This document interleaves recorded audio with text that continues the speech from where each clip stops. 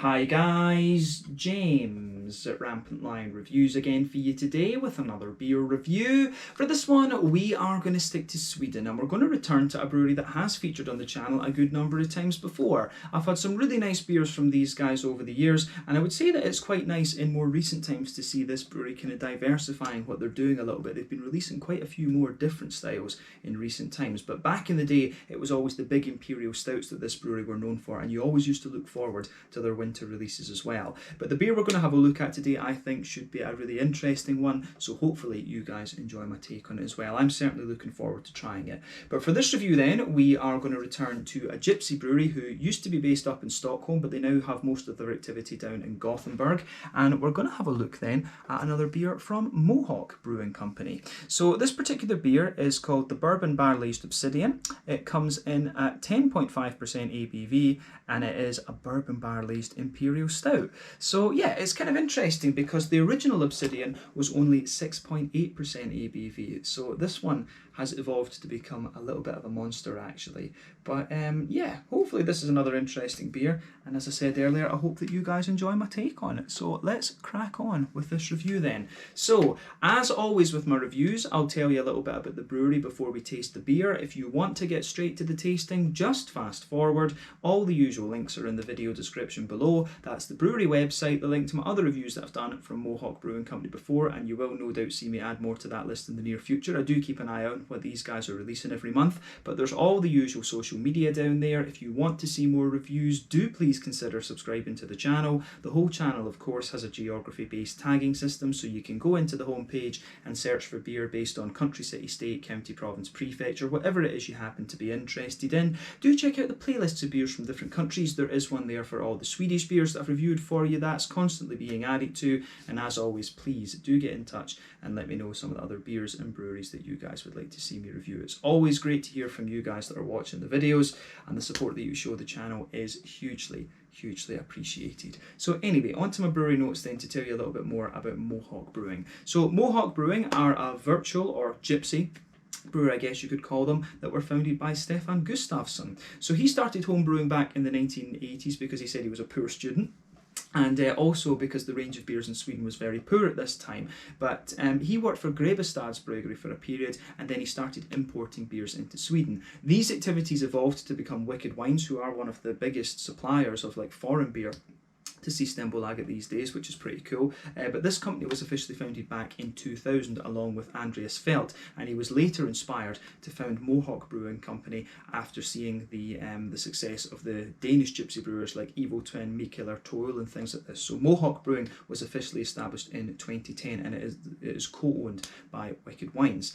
But they've brewed their beers in a variety of different places, including the Proefbrouwerij in Lochrichterhefte near Ghent down in Belgium, and they've also brewed beers at Coppersmiths and Lake Brewery here in Sweden. For a while they were brewing their beers at Vega in Gothenburg, but after they expanded they didn't have any room for other breweries, and so they actually went for about 11 months without having any production of their own, and this lasted until August of 2017 when they started brewing some beers at Spike Brewery. They managed to kind of up things again, and in 2018 they produced around 30,000 litres, and over the course of 2019 they managed to hit around 60,000 litres. I'm not sure how much they managed to brew in 2020 of course, but they have been quite prolific in releasing at least one beer a month through Systembolaget over the last little while. But as of May 2021, when I'm filming this review for you, these guys have produced around 170 different kinds of beer, and you can get quite a variety of different styles from them these days. The last beer that I reviewed from this brewery was the Baba barley wine, which was a grappa barrel-aged barley wine, and that was really interesting actually. I really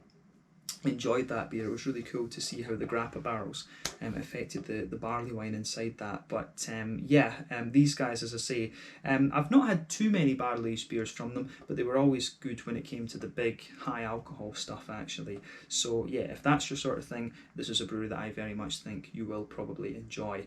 So yeah, I guess that is everything for our history of Mohawk Brewing Company. Hopefully I can get Stefan on the channel at some point for a Meet the Brewery segment. That would be very cool. He's a very distinctive guy. You know, he's about 6'5", you know, built like a brick shithouse, and he's got a big mohawk, hence the name Mohawk Brewing Company. But he's a very nice guy. I met him at the Malmö Öl and Whiskey Festival Yeah, he was pretty awesome. So hopefully we can get him on the channel at some point. But yeah, that's it for your history section. Let's get on and actually have a taste of the beer itself then. So as you can see, this beer, the artwork on this one is kind of pretty similar to what you would normally get. The style of text and things at least is quite similar to what you would normally get from Mohawk Brewing Company. But the background art is a little bit different, of course. I think it works out really nicely. But it tells you a little bit about the beer on the side here. And it says, last year we released Obsidian, an American stout inspired by the export version of a famous or well-known Irish beer. So I guess that's probably Guinness or maybe Murphy's at a push. But then we filled 5 bourbon barrels with this beer. 1 year later, it's picked up an like basically it's an interesting blend of flavours from the barrel's deep darkness. So the base beer's character of coffee, licorice and citrus has been complemented with vanilla, cocoa, walnuts and is that maple syrup, loon syrup? Yeah, some kind of syrup. So yeah, it looks sounds as if it's going to be quite a good beer. I'm curious to see how this turns out. But yeah, 330ml can, this one. I think I paid about 60 Swedish krona for this, maybe 65. 65 sounds a little bit more reasonable. So yeah, about €6.50 for this can then, just shy of £6 sterling and probably somewhere in the region of $7.50 for American for those of you watching in different parts of the world. But yeah, 10.5% Imperial Stout. This one, I'm curious to see how, you know, this beer obviously 10.5% is quite a bit higher than the original 6.8% that we had before. But let's just get it out and see how we get on then. Yeah. Oh, a little bit of pressure there as we open it up. But let's just see. Yeah, there's a wee bit of activity on this one. The can did feel pretty solid, incidentally, but there's just a little bit of it kind of popping out, but hopefully it's okay. Hopefully the carbonation isn't going to be too much of a problem. Yeah, it looks as if it's not going to be that bad. There we are. There we are.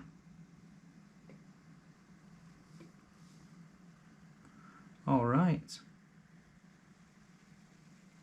Yeah, that's quite a big head for an Imperial Stout, but I'm pretty sure that will fade away quite quickly, of course.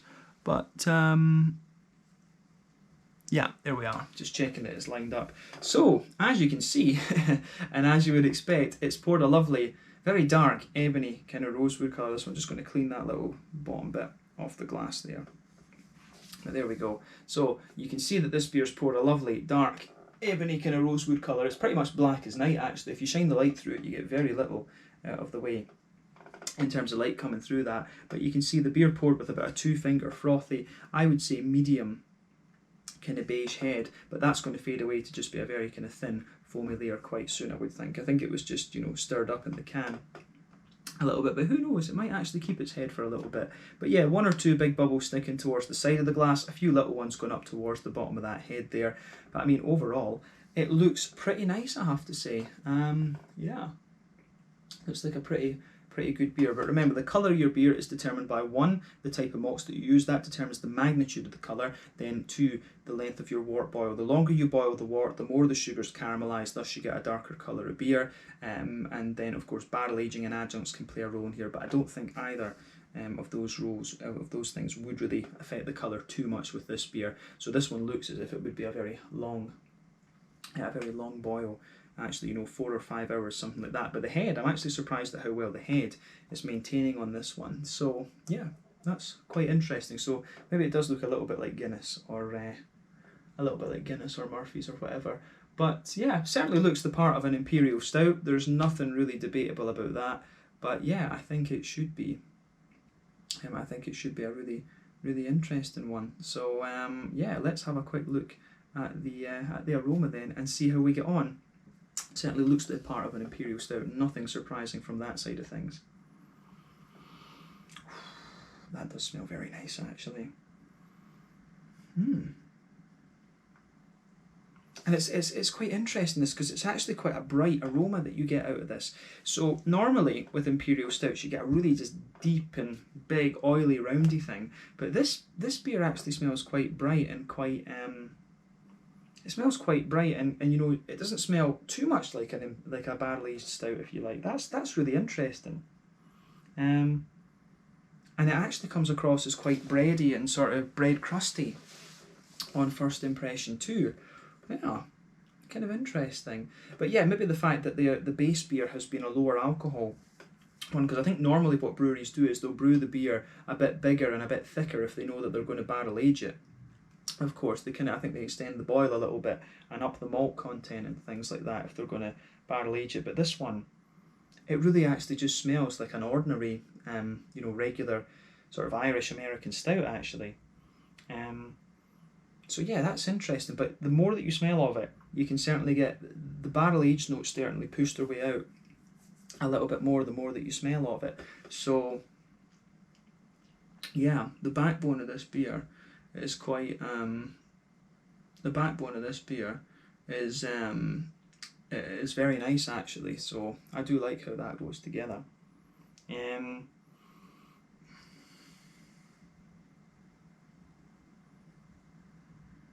Yeah, the backbone of this beer is the backbone of that beer is it really evolves a little bit more the more that you smell of it, come to think of it. So yeah, just bear in mind that this beer might take a little bit of time just to show you what's really going on. But yeah, I think we can try and break down that aroma a little bit now. So you can smell the lovely smooth oaky characters on this one. It's got that lovely, just, as I say, that lovely smooth bourbon oaky woody character coming out of it. You've got on top of that bourbony wood, that nice smooth oak, you get a little bit of vanilla in there. There's maybe one or two very slightly leathery elements to it, but you can smell that sort of layer of the sweet bourbon. As I've said to you in other reviews recently, the main difference for me between American bourbon and the Scotch whiskies would be that the Scotch whiskies are a little bit more kind of grainy and things like this, and they've got a little bit of earthiness to them sometimes too, but the American bourbon is always quite sweet and quite smooth. So you can definitely smell that it's more of a kind of brown sugary orientated bourbon that comes out of this one. So yeah, the aroma of this beer is very, very nice on that side of things, and it gives you more and more of a bourbon note. I would say that this stout leans towards that barrel aged side of things, and again I wonder if that's because the base beer is actually a lower alcohol, a smaller stout basically, I guess we could say. So yeah, that's the backbone of the beer. Smooth oaky wood, a little bit of vanilla, wee touch of leather, and then some of those nice kind of smooth bourbon notes out of the beer as well. So yeah, interesting stuff. So on the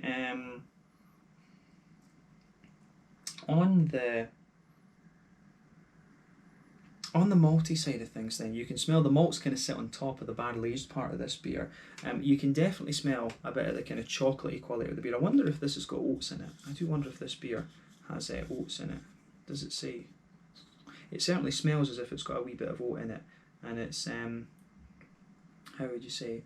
Yeah, it certainly smells as if it's got a wee bit of the oaty character to it, because you can just smell the oats often just thicken out the beer, and with this one you definitely get a little bit of the higher cocoa chocolate, a sort of 70-80% cocoa, but at the same time you get a wee bit more of a kind of lighter, more milky chocolate, maybe about 50% cocoa. So that's an interesting point about this one for sure. I can see why they say there's a bit of licorice in this from the can. I don't know if I would have necessarily picked that up though, because it is very, very subtle. I don't know, without the power of suggestion, I don't think I would have said licorice, but I can see why they say it. Because at the front of the nose, yeah, you can pick up a little bit of a kind of licoricey note out of this one. But for me, it's the kind of booziness of you do get quite a little bit of booziness from the kind of the bourbon element. For me, it's the bourbon note that kind of seeps through everything else. But you certainly get a little bit of a treacly molasses note out of this one. You can smell those highly caramelized brown sugars in there. It doesn't have an overly sweet element to it though. You can smell that those brown sugars are there, but they come across as quite deep. But as I say, there's not really so much of a kind of biscuity note or a more oily sweet caramel out of this one. So yeah, I do like how that goes together. I do like how that goes together in this beer in that sense. But to me, it smells like it's quite an oaty based stout. It actually, although it probably isn't if it's based on one of the Irish stouts like Guinness or whatever. But yeah, it certainly smells as if it has a wee bit of that kind of oats. Always give you that sort of thickening quality, and then they help coagulate things. Maybe it could be an oatmeal stout rather than oats. That might be another possibility, because you do get a wee bit of breadiness out of this one. I do get a little bit of that kind of brown bready, bread crusty kind of thing coming out of the beer as well. But yeah, certainly a bit high cocoa and a bit of mid cocoa chocolate, some nice brown sugars, a sort of treacly molasses kind of thing in there, and a little bit of a biscuity quality. So yeah, I like how I do like how that goes together in this beer for sure. Actually, there's some really nice things going on with this one for sure. So yeah, malty backbone of this is very nice. Let's look at the hoppy side of things quickly and the fruity side of things. So hoppy character, you do get a little touch of earthiness out of this one. I think there's a few remnants of floral note in there as well, and a wee bit of grassiness, but remember, when this is a barrel aged beer, most of that will have dropped out. But yeah, a little bit of earthiness for sure, a wee bit of and definitely a wee bit of a floral and grassy kind of quality in there. I do wonder if they would have used something like Bramling's Cross in this beer, since it's the base is an old Irish stout, because that's the one that tends to be used in a lot of English beers where they want a little bit of a more fruity character, because you do get a fair little bit of fruity diversity out of this. But on the fruity side of things, there's definitely a little bit of a raisiny sharpness to this one. I get quite a bit of a juicy plum. I almost get a little bit of a kind of cakey quality, a fruit cakey type note underneath this as well, but definitely some blackcurrant and sharper blackberry notes emerging out of the beer as well. But the fruity notes for me are quite juicy, and at the same time they've just got a little bit of a kind of sharp edge to them. So yeah, the aroma of this beer is certainly quite interesting, so take a wee bit of time to just ponder it over before you get stuck into the beer itself. But I do think it's about time that we had a taste of this one to see how we get on. So yeah, this one is the bourbon barrel aged Obsidian, an Imperial Stout coming in at 10.5% ABV from Mohawk Brewing Company, a gypsy brewery now based in Gothenburg at Spike Brewery on the west coast of Sweden. Let's get stuck into this. Very, very curious. Slange, skull, cheers.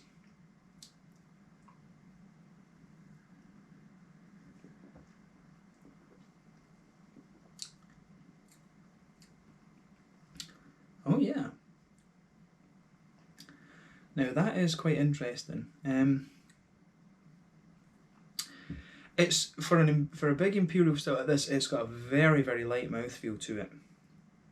It almost drinks in the same way as like as a regular stout, or like a porter. It almost feels a little bit more like an Imperial Porter in a sense, this one. But you do get a bit of the booziness out of this for sure, absolutely. So yeah, this is an interesting creation, I think, from Mohawk Brewing Company, absolutely.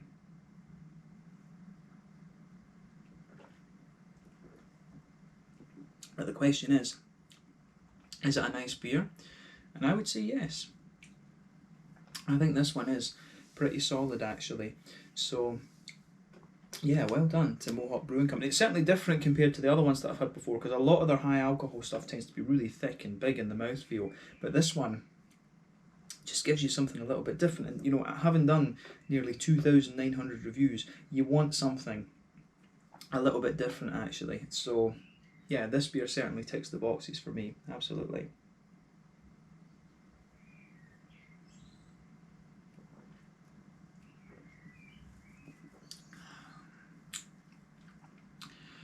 So yeah,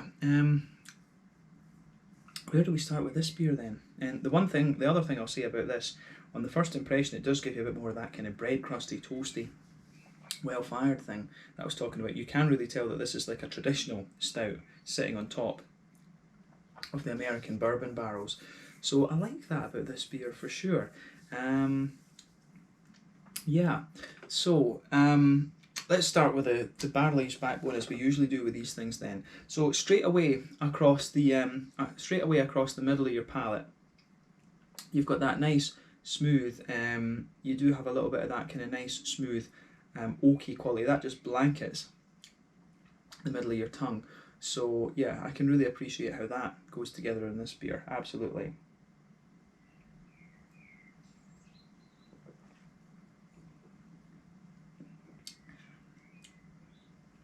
So yeah,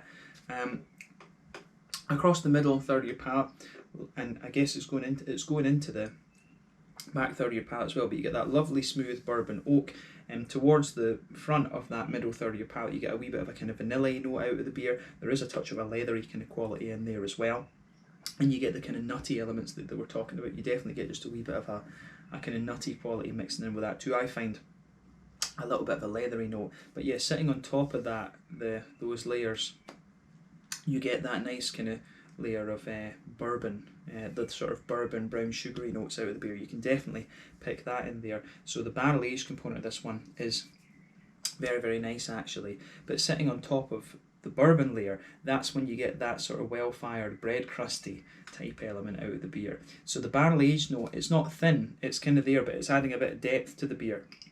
But it feels quite compressed together, I would say. But sitting on top of that, like I said, pardon me, you get that very nice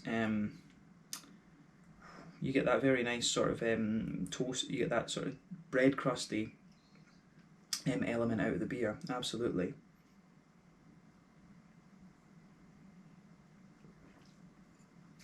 So yeah, on top of the bourbon barrel thing, as I said, well-fired bread crust, and then you start to get some nice brown bready notes sitting on top of that too. But in the very middle of your palate, you can feel there is a wee bit of that.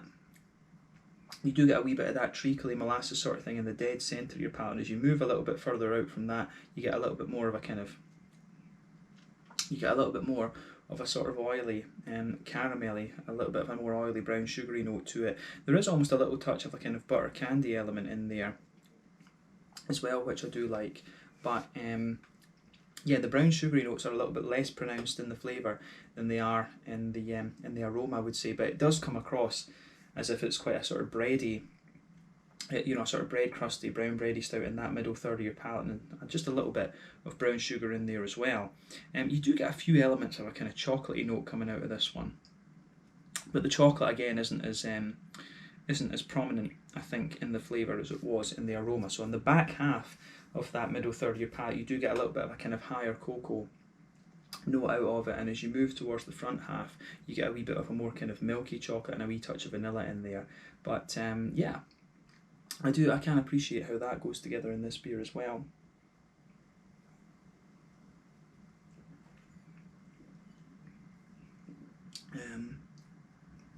So yeah, the brown sugary elements in this one, they sort of form the centre. They form the sort of centre of the beer. On the base layer, as I say, you've got the brown sugar from the bourbon, and then in the actual malty component of the beer, you're getting the sort of treacly molasses and caramelly elements to the beer. So I really like how this one goes about its business as well. So yeah, it works out very, very nicely. So yeah, the middle third of your palate in this one has a good little bit of activity, should we say? But as I say, it's not such a thick stout. This one, it does feel like an old school kind of English Irish sort of stout. It feels a bit like an Irish dry stout, in fact, just sitting on top of a kind of bourbon barrel aged backbone. So this is quite quirky in that sense. It's a very light beer that really drinks a little bit more like an Imperial porter or something like that, but it's got a bit of the toasty, grainy thing, as I say, that you would expect of an Irish dry stout. So yeah, kudos to Mohawk Brewing Company for doing something a wee bit different with this. But yeah, let's focus on the other points of the beer then. So border region between middle third and back third of your palate, again you get a little bit of a kind of bready build up there, a bit of a bread crust and some well-fired grain in it. But then as you move into the back third of your palate, you get a little bit more of you get a little bit more of a kind of, how would you say, you do get a wee bit more of the kind of grainy, well-fired aspects coming out. You can feel the wood gets a little bit drier towards the back of your palate, and then you get some of the more roasty, toasty, well-fired elements of the bread crust, if you like. But just sitting on top of that, you get a few of the yeasty components out of the beer. You can feel a little bit more of that kind of airy, bready kind of thing there. So when you start at the back of your palate and you come forward, you can feel the flavour's a bit taller, then it condenses down, and as you go into that middle third of your palate, it's a little bit more sort of squashed together in a sense. But yeah, I certainly like how that goes together as well. But on the hoppy side of things, then in the back corners of the palate, you've got a nice little bit.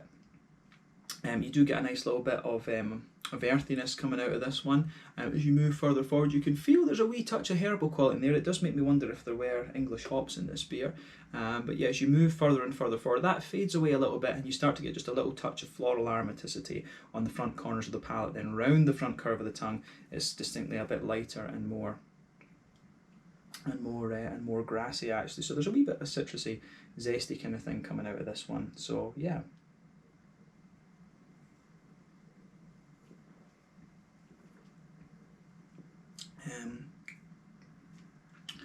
But yeah, I think the grassy elements that you get out of this, they do actually have just a wee bit of a citrusy zest to them, as they were saying on the can too. So yeah, that's kind of an interesting point to make about this beer for sure. But yeah, let's focus on that front third of the palate then. I do like how this one goes together.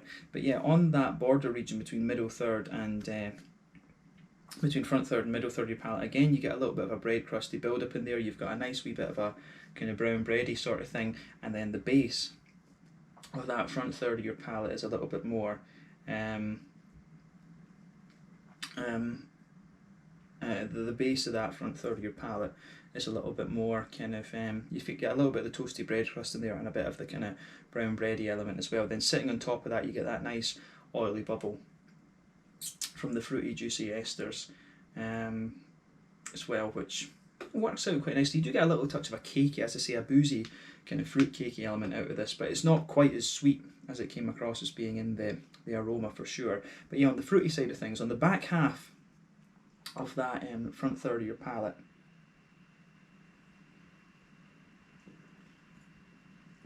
but yeah, you get a nice little bit of that. You do get a little touch of a raisiny note there.